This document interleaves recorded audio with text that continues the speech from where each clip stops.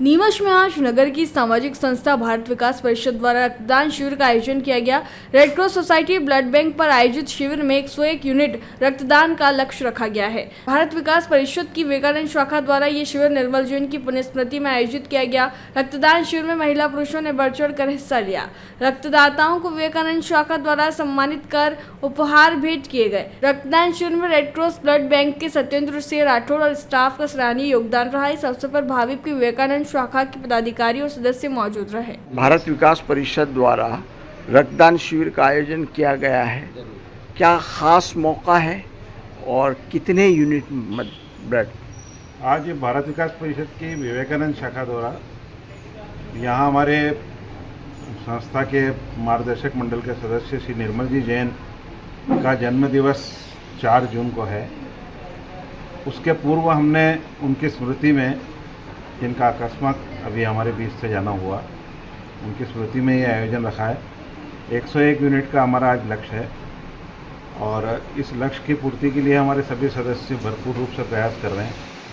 हमारे संस्था के अध्यक्ष मनीष जी कालानी, पूर्व अध्यक्ष मनीष जी विजयवर्गीय, सेवा प्रमुख अजीत जी, सारांश जी, ये सभी लोग मिलकर हम यहाँ 101 यूनिट का लक्ष्य लेके इकट्ठे हुए हैं। और इस रेड क्रॉस ब्लड बैंक में जो सेवाएं अनवरत प्रदान की जा रही है, इसके लिए हमारा जो सेवा का संकल्प है उसको लेने के लिए यहाँ खड़ा है। सर, रक्तदाताओं को किस तरह मोटिवेट किया जाएगा?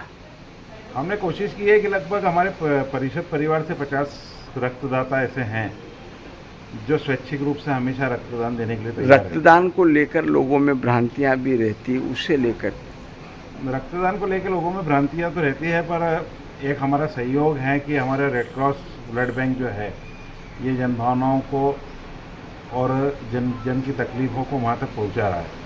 मैं सभी से आग्रह करूँगा कि ऐसी कोई भ्रांति अपने मन में रखे। ना उम्र का बंधन है, ना शरीर का बंधन है। हम रक्त देंगे तो रक्त का विस्तार होगा। जितना रक्त बढ़ेगा, देने से कभी कम नहीं होता है, देने से रक्त बढ़ता है, रक्त स्वच्छ होता है।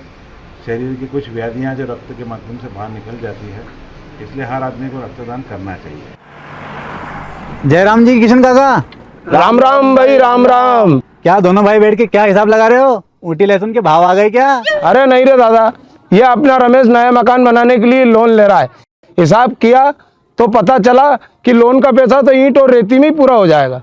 और अभी तो सीमेंट लानी है, सलिया लाना है, और तो ठेकेदार को भी पैसे देने हैं। मेरे तो कुछ समझ में ही नहीं आ रहा कि कैसे बनेगा मेरा नया मकान। अरे किशन काका, कहाँ इन रेत सीमेंट और लाल ईंटों के चक्कर में पड़ रहे हो? मेरी बात मानो तो अपने घर को बाबजी एएसी ब्लॉक से बनवाओ। इसमें ना सीमेंट और रेत की जरूरत होती है, ना ही तराई करने की झंझट। और लाल ईंटों के मुकाबले आपका मकान काफी तेजी से बनकर तैयार हो जाएगा। इससे आपके पैसे तो बचेंगे ही, साथ ही मजबूती ऐसी कि सालों साल देखने की जरूरत नहीं। और इससे आप अपना मकान ही नहीं, कुएं और खेत की बाउंड्री वॉल भी बनवा सकते हो, जिससे रोजड़ों की समस्या भी खत्म हो जाएगी। वाह भाई, ये तो कमाल की चीज है। फिर तो मैं अपना घर बाबजी ब्लॉक से ही बनवाऊंगा। और मैं अपने खेत की बाउंड्री वाल। ज्यादा जानकारी के लिए स्क्रीन पर दिए गए नंबर पर अभी कॉल करें। बाबजी एएसी ब्लॉक्स, स्टील से मजबूती।